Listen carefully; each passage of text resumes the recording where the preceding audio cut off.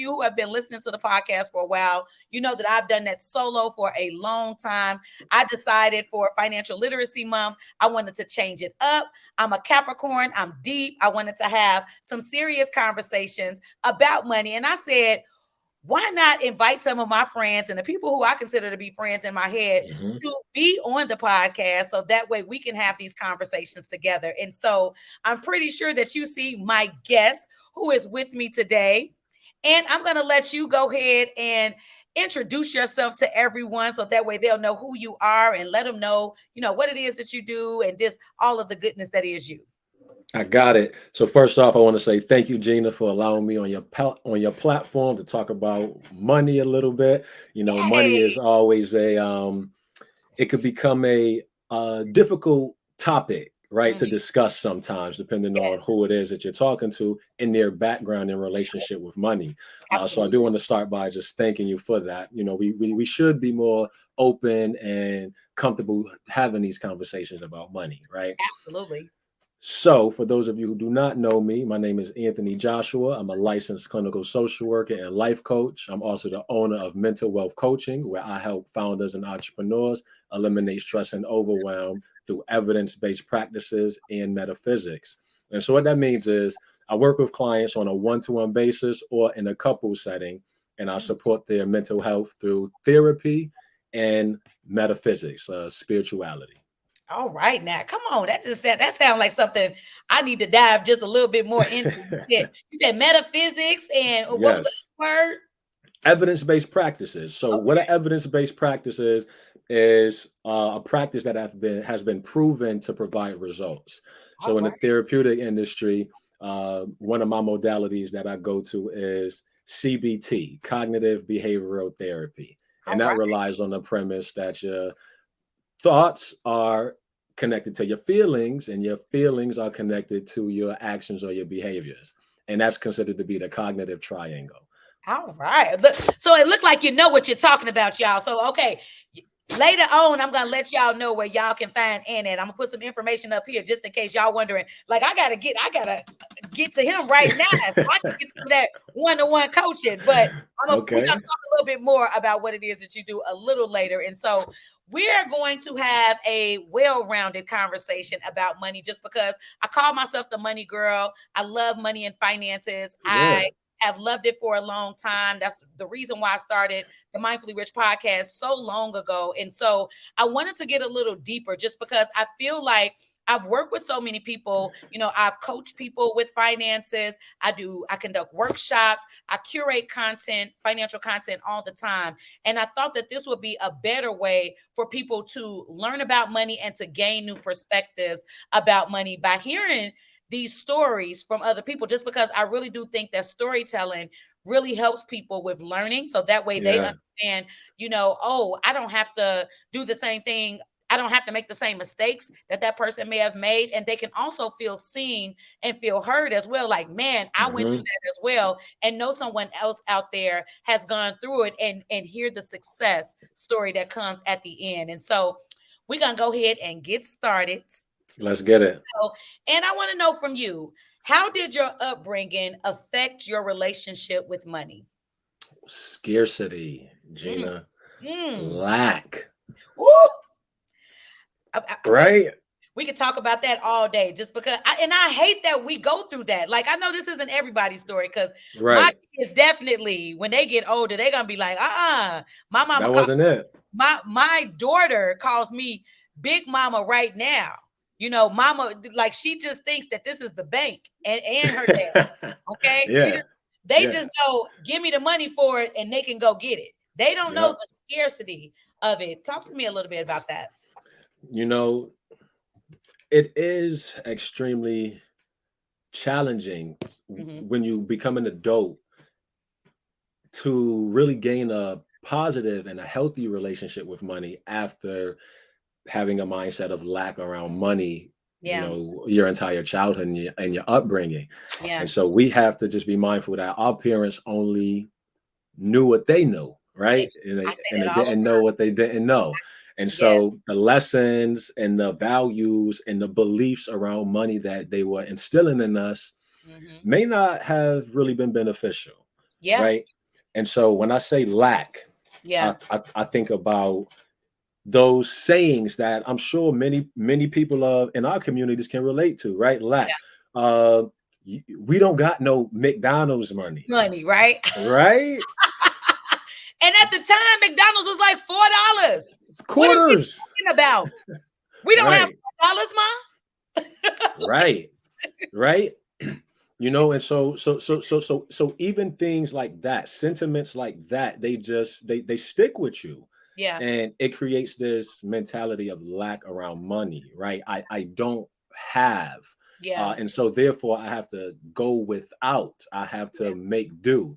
Yeah. So when I say just a lack and scarcity mindset around money growing up, it impacted me because I never knew when the next where something was coming from if I didn't work for it, Yeah. right? So that lack mindset around money, I think it did serve a positive purpose in a sense because I got my first job when I was 13. I was just about to ask you, it tend when you have children who grow up in those type of environments, children tend to work early. I Yeah, started at 12. So I was just right. about to ask you what age did you start working? Now, was this because I don't know what the legal age of working was in your state. I believe I was supposed to wait until 13 or 14, but I started at 12. Okay, so you started at 12. So in Connecticut, if I'm being honest with you, that's where I was Yeah. born and raised at. Yeah. I'm not sure what that age is, but they had these programs like summer youth employment, and Okay. that was the job. So Okay. it was a summer gig. It wasn't anything full time or part time, Yeah. right? It was for the summer, and it was just a way to put some money in my pocket, right? Mm, So I'm starting to depend less on the yeah. parentals and Yeah. more so You able to make the money yourself. stepping into my autonomy, and Yeah. I could buy my school clothes now. There I you could buy go. whatever sneakers I want, right? There you you go. know That's so that's that's pretty how it started. yeah. That's how it started, and I've been working ever since. Oh man, I can relate to that. I did something that was a little bit more probably not as legal. Hmm. It was when I was 12, we were selling candy. Like I think now at life versus what life looked like back in the day. Yeah. So I grew up in Markham and Harvey, Illinois, which is right outside of Chicago. And Hmm. there was this sign, me and my friends. So I was at Rosa Parks Middle School. I was just trying to make sure. Yes, Rosa Parks Middle School. And I saw this sign that said, hey, want to make a little extra money? You can sell candy. I forgot all the rest of the words. It's been so long ago. But me and my friends, it was these two guys, right? They came to our house, talked to our parents, and said, hey, we picked them up on a bus and they're going to sell candy all around the neighborhood. Now, how crazy is that? We're going to Right. let these two men take you on a bus to go sell candy into the night. And we would be in front of stores selling candy. Wow. Now, we were smart kids. That's the little kids in Chicago and outside of Chicago. We're very smart, very fast. Okay, we Yeah, yeah. quick. We learned that they was taking all the money from the candy, so we would just Mm. take donations. So we were leaving, every night with about maybe $100, $200 a night. So Ooh. we was making good money at 12, Yes. very good money. Okay, Yeah, for and sure. I look back at that and say, "Ooh, that was good," but Hmm. that probably wasn't the best. But now y'all done heard it first here. I Okay. know, I know. Hey, you had to do what you had to do. Hey. But thank you for sharing that. And Yeah. that's pretty cool. I don't think I had heard about that with the after school programs at the time that had those, Hmm. programs for youth that age to make money. And so thank you for sharing that. So moving on Yeah. to the next thing I want to ask you, what has been the most difficult decision you've had to make financially? Wow, Gina. Probably the most difficult decision I had to make financially, Yeah. and probably was to create a budget Mm, and to put my bills on auto pay. And okay. the reason why that was difficult was because that it forced me to break out of old spending habits. Okay. Right. So if I'm used to just spending all willy nilly, Yeah. I can't do This that is with a budget anymore. fine. Right. I can't do that if I have a budget. There's Yeah. money that I could designate to fun and Yeah. to leisure and to travel and to all of the other things that I enjoy. Yeah. Um, but just spending large amounts on depreciating things, right? Yes. Yes. Liabilities, It happened. um, right? I couldn't do that if I had a budget, and so and Yeah. so that was hard because initially when you first incorporate a budget into Yeah. your life, into your lifestyle, you still have that old money mindset. You feel restricted, like you Yeah. feel as if you don't have that freedom that you once had. Yeah. You do. You Yeah. have more. You actually have more control, Yeah. but it's a mindset shift. It really is. And a lot of people tend to go to the negative side of the mindset shift where they're Yeah. thinking, oh, now I can't do this or I can't do that. And it's just like, why are we not thinking about the positive of this budget? Because there Hmm. are lots of positives to this. And like you said, you are in control. And I tell people when they say, I'm restricted, I don't have enough money here, maybe you just don't make enough money. Hmm. When you're creating this budget, maybe initially starting out, you're just not making enough money. So you're feeling like you don't have enough money to put into these other areas of your life. We got to pay the cost to be the boss. We just You absolutely know. do. So if we're not making it, then we can't put it anywhere. So it's like maybe we need to look at that, and look at what Right. your income sources are, or find ways that you can have those multiple streams so that way you can feel a little less restricted. Or, once again, what you said, changing that mindset a bit, Hmm. because I'm pretty sure when you put yourself on a budget and when you put your bills on auto pay, were you trying to achieve a specific goal? Was there a goal in mind at the time? The goal was better money management. Yeah. The goal was solely focused around improving my relationship with money, Yeah. right? When you do create that budget, you get a clear idea about where that money is going, right? Because you can make however much money, but I'm sure there's so many people who feel as if they make a decent salary, but Yeah. feel as if they don't have no money, feel broke still, Yeah. right? And I think that's because there isn't much structure around the money, right? Yeah. You're not keeping track of where it's going. Yeah. And so I wanted to build my relationship with it, have a more healthier relationship with money. And so budgeting and putting my bills on auto pay, Hmm. right? That was difficult, but I knew that it was going to help improve this relationship with money. There you go. Yeah. And Yeah. did it? It did, and it still is, right? It's a There you it's a go. I'm it's just, an hey, it's a ongoing work in thing. progress too. Come on. Absolutely. It's Come an on. ongoing thing. The bills on auto pay is that's new. I'm new to that. That's Uh-huh. 2023. That's a whole new level. When you cuss that level, when you trust your money in that account that good that all they got to do is come out on auto pay, that's a whole Gina, new level. I was so against it. Hmm. I was so against it because like you're saying, now these people they just have access to Yeah. my account whenever they want it, right? Yeah. I was against it, but again, it's a mindset shift. I, Absolutely. I don't got to worry about missing payments anymore and getting hit with the late fee. Absolutely. Absolutely. Structure. And people, especially as a financial educator, as a financial coach, people tell me, they're like, but what if something happened? What if they're taking too much money out? That's the reason why you set up times to monitor your Right. money. When we talk about building our relationship with money, you have to set those times up that you spending time with the money. It's just like any other type Yeah. of relationship. If you're in a real relationship, if you ain't spending time, then you're not going to be in a relationship long. So Hmm. you have to, with your money, make sure that you're taking that time out to say, you know what, this is the time that I'm going to sit down with my money, see what's going on, make sure the transactions is transactioning like they Right. need to. Hmm. Yeah. So auto pay, I don't know if you've seen Yvonne Orgy's comedy special. It was her first one, Mama We Made It. I did. It came out a few years ago. It did. It was I so did funny see it. talking about when she first put up bills on auto pay and talking about her journey with money, starting off as a new actress and not having the money and sleeping on people's couches and stuff like that. Hmm. So, when she finally made it and putting up bills on auto pay and said, that was one of the ways that she knew she had made it, just because you could just let Okay. it go and let the bills Right. come out and make sure that they're paid, just because at the end of the day, we don't want to miss those bills that we have on credit, so Right. that way we're not getting late payments. So that's a Hmm. whole other story. But thank you for bringing that up, just because that definitely is something they need to know. For sure. They For need to sure. know that. Okay. So moving on, I want to know, what has been your biggest struggle in your finances and how did you recover from it? Biggest struggle in my finances, it probably would have been my transition Hmm. from California to Florida.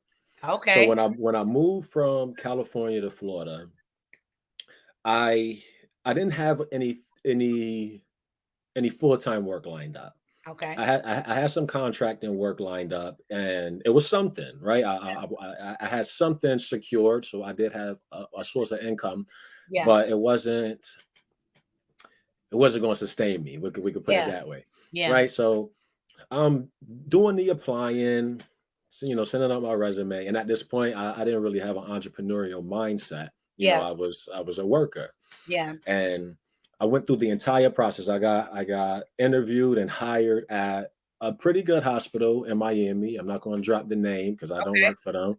I Okay, actually I, Miami. I I actually declined the job. Oh, okay. Um, so yes, they had some requirements that I Mhm. was unwilling to abide by. We could go with that, right? I was Okay. unwilling to abide by those requirements, Yeah. and so I declined the job. And from that point on, I was like, you know what? I don't know if I'm gonna go back to a job. And Yeah. so, Gina, I had my contracting gig lined up where I'm doing life coaching Yeah. virtually. Yeah. I got clients in all these different countries, but Mhm. this agency that I'm working with, this Come on with agency that, that I'm please. this agency is taking a huge portion of my money. It was a 60-40 split. Oh, Yeah. And so I'm like, I have to make ends meet some way, somehow. And yeah. so, you know, the challenge financially it was me making the decision to no longer go to a job. And Yeah. so if that's my choice, I gotta stand on that. Yeah. And now I gotta find a way to support myself. Like what are you Absolutely. gonna do? Right. So now this is sink or Confidence. swim. Yeah. Right. So I did what I did what I had to do. I was doing my life coaching. Yeah. I'm driving Uber, Yeah. Amazon, all right, all those things that you could think of Yeah. to make ends meet, Yeah. until I started my own business, right? And so all of this is throughout. It's a process. Nothing's happening overnight, but day by day, just doing what it takes. I ended up starting my own business because I'm contracted with this life coaching company. I'm seeing how they run their business, and I'm thinking about I work. me starting mine, right? So that's what I did. I stuck with them for a little while, ended Yeah. up buying my clients out. Now I get 100% profit as opposed to a 60-40 split, right? Yes.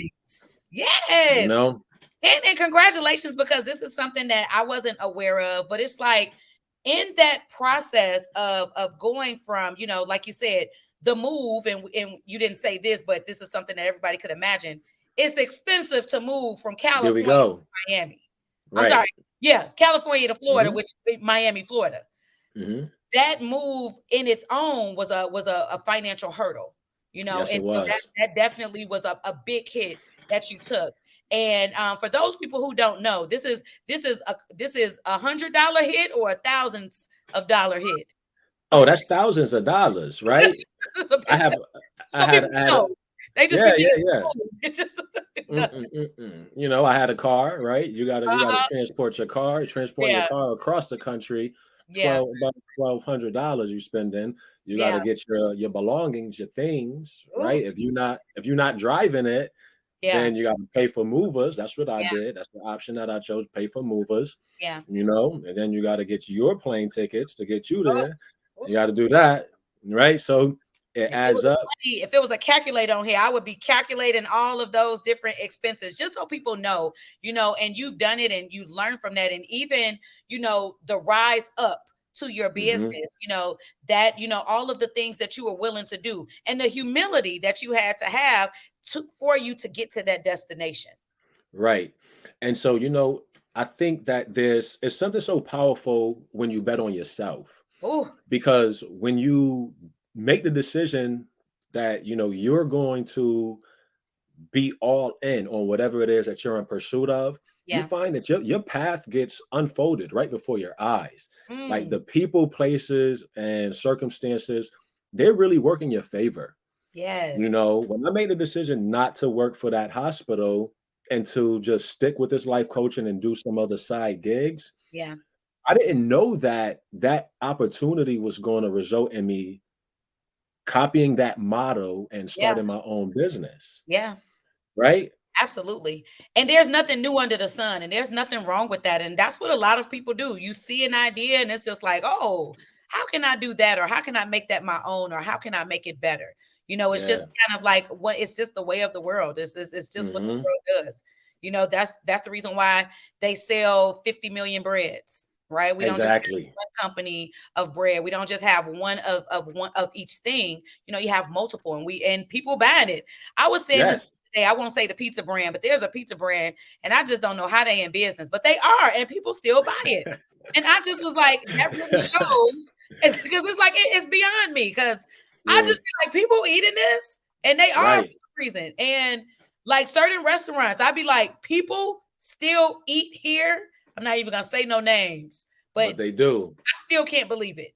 Like, Yep. there definitely ones that I would love to mention, but I can't, but Hmm. it's like, Hmm. there's something for everybody. And, models get, changed and moved around. And there's so many people in the world that you're not taking away from anybody eating. Exactly. Exactly. Right. And that's the abundance Yeah, mindset, Gina. absolutely. Right. That the pie is getting bigger. That there's enough for everybody. Mhm. Right. Yeah. It's a bunch of breads in the bread aisle. I hear you. Yeah. A bunch of options. Exactly. It is. I think about that all the time. I'm just like, when I'm doing something and I'm thinking, oh, maybe, it's too late for this or too late for that. I think about that in the financial world all the time because, marketing and advertising, like I be having so many ideas and I be so many things. And then when I was putting myself out there, as a coach, Hmm. as a workshop facilitator and curator of all these things and consultant, I was just like, dang, it's already so many people out there. But I'm just like, it's so Right. many people in the world. Like, girl, there's still people that's gonna gravitate to you. I just have to believe it first. Exactly, exactly. Right? You being you is your superpower, and no one has lived your life experience, right? Absolutely. So, yeah, we all have something unique to offer, and that's why it is an abundance, because there is some people that could relate to you more than your Another person, counterparts. right? Exactly. Absolutely. Absolutely. And so, you've done a lot of talking, and you talked earlier about scarcity mindset growing up. So I want to ask, so how has your mindset changed about how you earn money? Because you also mentioned about being a worker, moving to an entrepreneur. Like when I was younger, when you're younger for some reason and you grow up in the hood, like we want to be a manager somewhere, it doesn't even actually matter, but this is how high we think we can go, right? Yeah. It's never all the way sky's the limit. It's just right here is where you can go. And you see this one job. How has living life and moving past, seeing what your upbringings were and your life experience has shown you how earning money can be, once again, using the word abundant for you. Right. So, I went to school, Gina, right? I have my master's in social work. Yeah. So I went the school route. Yeah. And when you go to school route, the school route teaches you to get a job and to work for somebody's agency or somebody's company, Yeah. right? And then on top of that, I'm in the field of social work. When you just think about social work, you do not think dollar signs, Yeah. right? You think more of a vocation or something that someone has to, like, their heart has to be in it. While this is true, Yeah. um, my work, the work that I do, I want to change that narrative about social workers not being able to make money, because why can't we? You Exactly. know, Who right? said that? Exactly. So so that's one thing. When I got into the field, just that stigma around social workers and not having the ability to make money. Um, so right now I'm a independent Yeah. worker. I have my own business and my clients pay me directly. And so that's my way of creating wealth, creating abundance.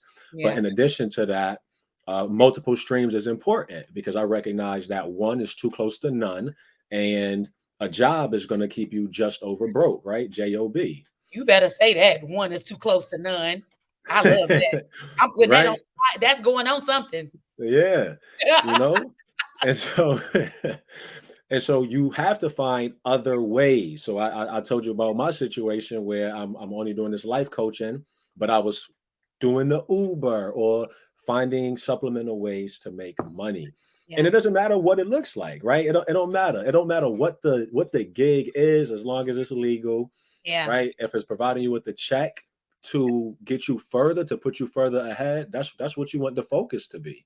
Yeah. So, you can be picky, but maybe you shouldn't if you have a goal, right? If you know that you just want to make some extra income to, assist you on that path to financial freedom or to get you out of debt or to help you escape the rat race, Yeah. then you do what it takes. And Yeah. so me, I'm an entrepreneur. And in addition to my business, I do have Airbnbs as well, short-term rentals rather. They're Yeah. not only on Airbnb platform, but short-term rentals. So me and some of my business partners, we invested in those things Yeah. to supplement income, right? So providing multiple streams. If you Hmm. take the school route, you do not have to be limited Yeah. by a job or an employer, Yeah. right? Leverage that and start investing in yourself. Yeah, absolutely. And you mentioned having, your investment in the rentals Hmm. that you have. When you were younger, would you have ever even thought that that would even be something that you would even think about doing? Like Never. it's Yeah, never would have even thought about it, right? Because again, I come from parents who work jobs yeah. and who have the intention on working until 65, Yeah, which is insane to me, right? I can't even fathom that, me neither. right? Me neither. We in a I'm gonna different shake by age. 50 because let me tell you what, I'm finna be Yeah. living life. We finna live. Hmm. You're not finna sit me down in the older ages. You know, Right. I would love to Yeah. make it by 45. Let's just be completely honest. Okay. Hmm.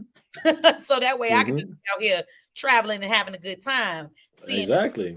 okay. And that's another thing. I feel like we're millennials, and I Hmm. feel like we took a little bit from the generation ahead of us and the baby boomer generation, which is ahead of them, working, burning ourselves out.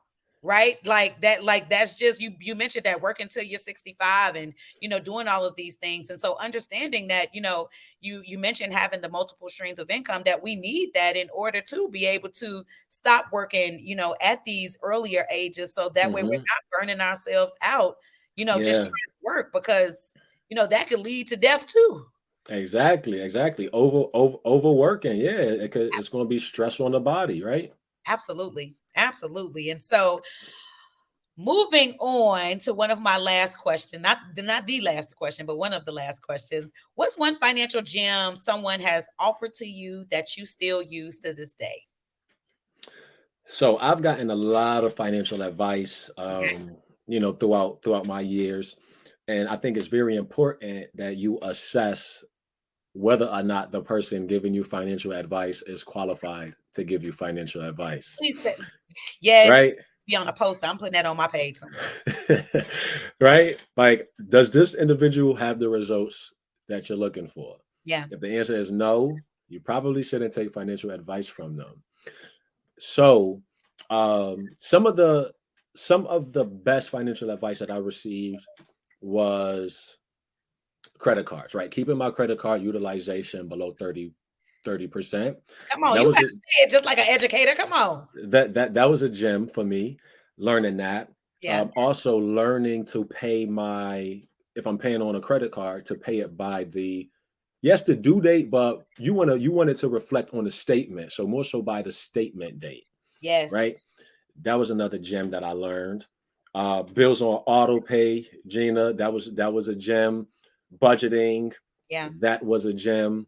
Uh, Buying assets, right? Using my money to buy vehicles that'll make money for me, Yeah. right? So that was a gem. Yeah.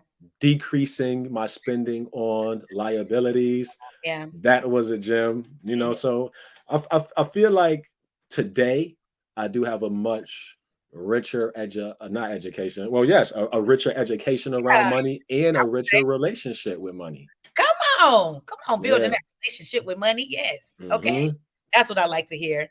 And so, to end everything out, Mindfully Rich is the brand that I came up with, years ago, just because, once again, I'm a Capricorn and I think deep, but I love mindfulness. I love being Yeah. very intentional and being very mindful, and especially over money. And so, Mindfully Rich was the name of the brand I wanted to have, just because, rich happens to be a part of my last name, but I Yeah. wanted to not only be rich financially, but mentally, spiritually, physically, and in my health as well. And so I'm asking all of my guests, what does being mindfully rich mean to you? When you hear mindfully rich, what does that mean to you? So Gina, for me, when I hear mindfully rich, I Mhm. hear to be conscious of the abundance that I have in my life. Yeah, And when I say that, I mean all domains of my life, right? The abundance that's in my personal life, the abundance that's in my interpersonal relationships, my yeah, friends, my family, etc. The abundance in my career, you yeah, know, the way in which I serve my clients. yeah. So that's what it means to me, right? To be conscious, to be aware, have this awareness of the abundance that I possess. Yes, come on, that was good.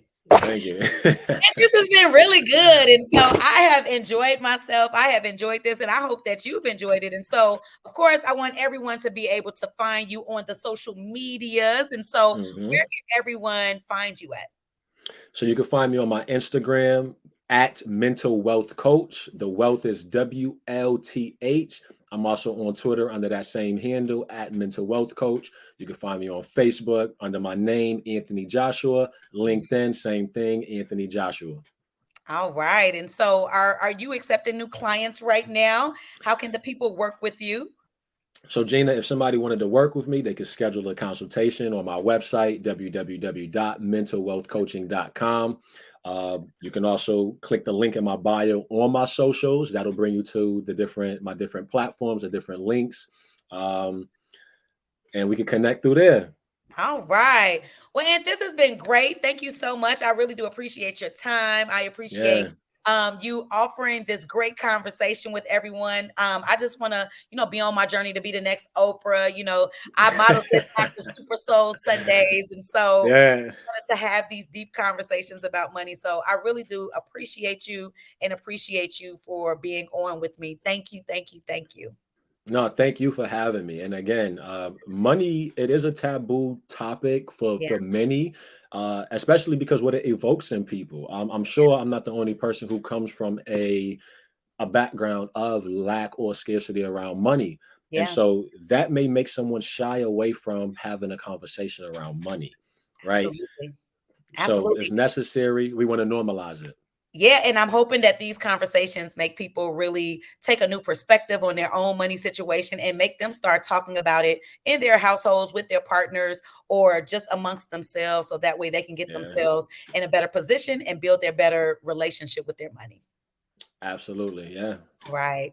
Well, and thank you so much. Appreciate you. Okay. You are welcome. Take care. Thank you all. All right. And everybody, y'all stay tuned all this month. We're going to be having more mindfully rich conversations about money. This has just begun. There's going to be lots and lots and lots of information and gems dropped. So y'all stay tuned.